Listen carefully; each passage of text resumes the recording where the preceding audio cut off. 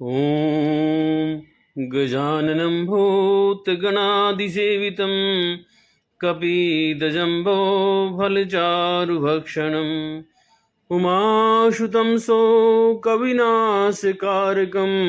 नमामि विघ्नेश्वरपादपङ्कजम्।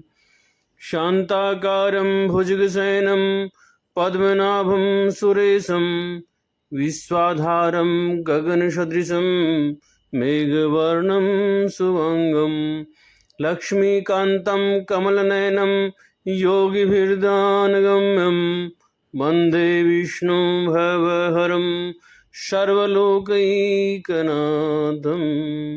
श्रीमन्नारायण नारायण नारायण भजमन्नारायण नारायण नारायण लक्ष्मी नारायण नारायण नारायण श्रीमन्नारायण नारायण नारायण भजमन्नारायण नारायण नारायण श्री हरि नारायण नारायण नारायण गोविंद नारायण नारायण नारायण तुलसी नारायण नारायण नारायण भजमन नारायण नारायण नारायण। बोलिए गोविंद भगवान की जय। ज्येष्ठ शुक्ल पक्ष एकादशी निर्जला एकादशी व्रत कथा। भीमसेन व्यास जी से कहने लगे कि हे पिता, मैं भ्राता युधिष्ठिर, माता कुंती, द्रौपदी, अर्जुन, नकुल और सहदेव आदि सब एकादशी का व्रत करने को कहते हैं, परंतु महाराज मैं उनसे कहता हूँ कि मैं भगवान की शक्ति पूजा आदि तो कर सकता हूँ, दान भी दे सकता हूँ, परंतु भोजन के बिना नहीं रह सकता। इस पर व्यास जी कहने लगे कि हे भीमसेन, यदि तुम नरक को बुरा और स्वर्ग को अच्छा समझते हो तो प्रति मास की दोनों एकादशियों को अन्न मत खाया करो। भीम कहने लगे कि हे पिता, मैं तो पहले ही कह चुका हूँ कि मैं भूख सहन नहीं कर सकता। यदि वर्ष भर में कोई एक ही व्रत हो तो वह मैं रख सकता हूँ, क्योंकि मेरे पेट में वृक नाम वाली अग्नि है, सो मैं भोजन किए बिना नहीं रह सकता। भोजन करने से वह शांत रहती है, इसलिए पूरा उपवास तो क्या, एक समय भी भोजन के बिना नहीं रह सकता। अतः आप मुझे कोई ऐसा व्रत बताइए जो वर्ष में केवल एक बार ही करना पड़े और मुझे स्वर्ग की प्राप्ति हो जाए। श्री व्यास जी कहने लगे कि हे पुत्र, बड़े बड़े ऋषियों ने बहुत शास्त्र आदि बनाए हैं, जिनसे बिना धन के थोड़े परिश्रम से ही स्वर्ग की प्राप्ति हो सकती है। इसी प्रकार शास्त्रों में दोनों पक्षों की एकादशी का व्रत मुक्ति के लिए रखा जाता है। व्यास जी के वचन सुनकर भीमसेन नरक में जाने के नाम से भयभीत हो गए और कांपकर कहने लगे कि अब क्या करूं? मास में 2 व्रत तो मैं कर नहीं सकता, हाँ वर्ष में एक व्रत करने का प्रयत्न अवश्य कर सकता हूँ। अतः वर्ष में एक दिन व्रत करने से यदि मेरी मुक्ति हो जाए तो ऐसा कोई व्रत बतलाइए। यह सुनकर व्यास जी कहने लगे कि वृषभ और मिथुन की संक्रांति के बीच ज्येष्ठ मास के शुक्ल पक्ष की जो एकादशी आती है उसका नाम निर्जला एकादशी है। तुम उस एकादशी का व्रत करो। इस एकादशी के व्रत में स्नान और आचमन के सिवा जल वर्जित है। आचमन में 6 मास से अधिक जल नहीं होना चाहिए, अन्यथा वह मद्यपान के सदृश हो जाता है। इस दिन भोजन नहीं करना चाहिए, क्योंकि भोजन करने से व्रत नष्ट हो जाता है। यदि एकादशी को सूर्य उदय से लेकर द्वादशी के सूर्य उदय तक जल ग्रहण न करें तो उसे सारी एकादशियों के व्रत का फल प्राप्त हो सकता है। द्वादशी को सूर्य उदय से पहले उठकर स्नान आदि करके ब्राह्मणों का दान आदि देना चाहिए। उसके पश्चात भूखे और सत्पात्र ब्राह्मण को भोजन कराकर फिर आप भोजन कर लेना चाहिए। इसका फल पूरे एक वर्ष की संपूर्ण एकादशियों के बराबर होता है। व्यास जी कहने लगे कि हे भीमसेन, यह मुझको स्वयं भगवान ने बतलाया है।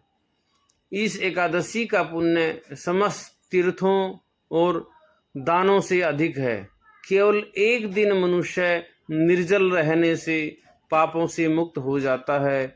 जो मनुष्य निर्जला एकादशी का व्रत करते हैं उनकी मृत्यु के समय यमदूत आकर नहीं घेरते, वरन भगवान के पार्षद उसे पुष्पक विमान में बैठाकर स्वर्ग को ले जाते हैं। अतः संसार में सबसे श्रेष्ठ निर्जला एकादशी का व्रत है, इसलिए यत्न के साथ इस व्रत को करना चाहिए।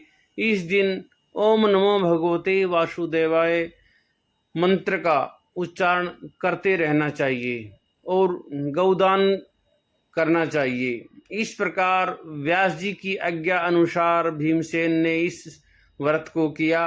इसलिए इस एकादशी को भीमसेनी या पांडव एकादशी भी कहते हैं। निर्जला व्रत करने से पूर्व भगवान से प्रार्थना करें कि हे भगवान, आज मैं निर्जला व्रत करता हूँ, दूसरे दिन भोजन करूँगा, मैं इस व्रत को श्रद्धा पूर्वक करूँगा, अतः आपकी कृपा से मेरे सब पाप नष्ट हो जाएं।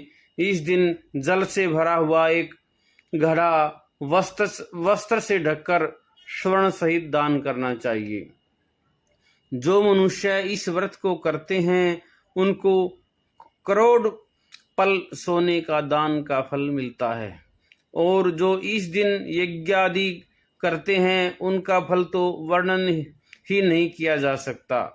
इस एकादशी के व्रत से मनुष्य विष्णु लोक को प्राप्त होता है। जो मनुष्य इस दिन अन्न खाते हैं वे चांडाल के समान हैं, अतः अंत में नरक में जाते हैं। जिसने निर्जला एकादशी का व्रत किया है वह चाहे ब्रह्म हत्यारे हो, मद्यपान करता हो, चोरी करता हो या गुरु के साथ द्वेष किया हो, मगर इस व्रत के प्रभाव से स्वर्ग को जाता है। हे कुंती पुत्र, जो पुरुष या स्त्री श्रद्धा पूर्वक इस व्रत को करते हैं उन्हें अग्रलिखित कर्म करने चाहिए। प्रथम भगवान का पूजन, फिर गौदान, ब्राह्मणों को मिष्टान व दक्षिणा देनी चाहिए तथा जल से भरे कलश का दान अवश्य करना चाहिए। निर्जला के दिन अन्न, वस्त्र, जूती आदि का दान भी करना चाहिए। जो मनुष्य भक्ति पूर्वक इस कथा को पढ़ते या सुनते हैं उन्हें निश्चय ही स्वर्ग की प्राप्ति होती है। बोलिए विष्णु भगवान की जय, तुलसी मैया की जय, निर्जला एकादशी की जय। श्री कृष्ण गोविंद हरे मुरारी, हे नाथ नारायण वासुदेव। श्री कृष्ण गोविंद हरे मुरारी, हे नाथ नारायण वासुदेव। हे नाथ नारायण वासुदेव, हे नाथ नारायण वासुदेव। श्री कृष्ण गोविंद हरे मुरारी, हे नाथ नारायण वासुदेव। हे नाथ मेरी यही प्रार्थना है, हे नाथ मेरी यही प्रार्थना है। भूलो ना नाम कभी तुम्हारा, हे नाथ मेरी यही प्रार्थना है। भूलो ना नाम कभी तुम्हारा। श्री कृष्ण गोविंद हरे मुरारी, हे नाथ नारायण वासुदेव। बोलिए गोविंद भगवान की जय।